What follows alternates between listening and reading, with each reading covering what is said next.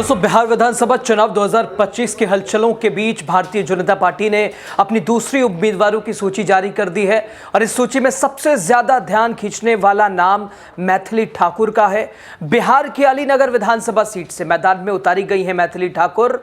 अब प्रदेश की सबसे युवा उम्मीदवार बनने जा रही हैं मैथिली, और मैथिली 17 अक्टूबर को अपना नामांकन दाखिल करेंगे। और साथ ही आपको बताएं दोस्तों, मैथिली ठाकुर सिर्फ एक राजनीतिक चेहरा नहीं है, बल्कि बीजेपी ने बड़ा दाव खेला है मैथिली को मैदान में उतार के। एक लोकप्रिय युवा गायिका के रूप में देश भर में मैथिली ठाकुर की पहचान है। मैथिली जानी पहचानी जाती हैं, सोशल मीडिया पे उनकी अपार लोकप्रियता है और शायद इसी को बीजेपी ने देखा है। उनकी साफ छवि और युवा वर्ग में उनकी गहरी पकड़ को देखते हुए बीजेपी ने उन्हें एक बड़ा मौका दिया है। अलीनगर की जनता को इस बार एक ऐसा उम्मीदवार मिला है जो युवाओं की आवाज़ का उन आवाज़ों को, युवाओं की आवाज़ों को विधानसभा तक पहुंचा सकता है। तो मैथिली का ये बड़ा दाव बीजेपी ने जिसे अपनाया है। और साथ ही दोस्तों, मैथिली ठाकुर को मैदान में उतारने के साथ ही दूसरी ओर बीजेपी ने नई लिस्ट में कई चौंकाने वाले बदलाव किए हैं।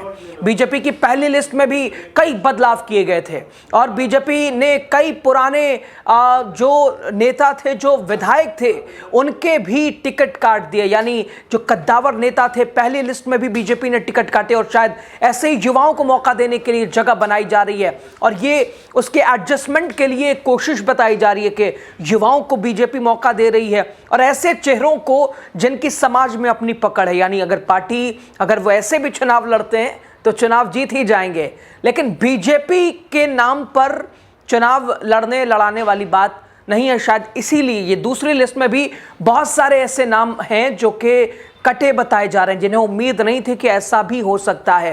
दोस्तों, बाढ़ से ज्ञानू का नाम काट दिया गया है और उनकी जगह डॉक्टर सियाराम सिंह को उतारा गया है। बक्सर से पूर्व आईपीएस अधिकारी आनंद मिश्रा को टिकट दिया गया है, जो कुछ समय पहले अभी जनसुराज पार्टी से बीजेपी में आए हैं। और वहीं अगर बनियापुर की बात करें तो वहां से बाहुबली प्रभुनाथ सिंह के भाई केदारनाथ सिंह को, सोनपुर से उनके समधी विनय कुमार सिंह को टिकट दिया गया है। बीजेपी ने साफ कर दिया है कि यह चुनाव जातीय संतुलन और प्रभावशाली चेहरों का गठजोड़ होगा।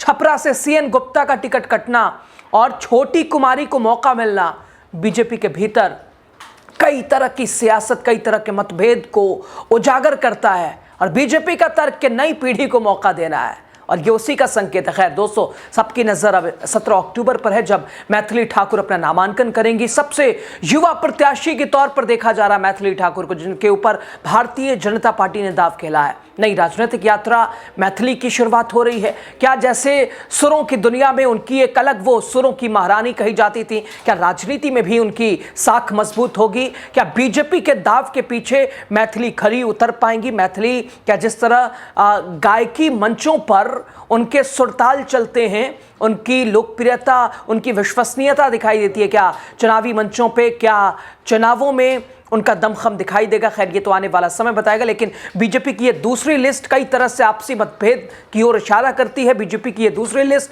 कई तरह से, यानी विकास के नाम पे नहीं बल्कि नाम के नाम पे, नाम और फॉलोअर्स के नाम पे टिकट बंटने और टिकट देने वाले इशारों की ओर इशारा करती है। आप क्या कह रहे हैं? राय कमेंट बॉक्स में बड़े आज़ादी के साथ आप कीजिएगा। बिहार चुनाव से जुड़ी हर खबर आप तक हम पहुँचा रहे हैं। द राजनीति बिहार को सब्सक्राइब कीजिए, चैनल को शेयर कीजिए और आपकी कोई सलाह हो, आपका कोई सजेशन हो हमारे लिए, आप बता सकते हैं। आप खबरों से, तमाम खबरों को देखने के लिए द राजनीति बिहार पे जाएं। बहुत सारे स्टोरीज, बहुत सारे शोज, खबर विश्लेषण आप देख सकते हैं। आपका शुक्रिया।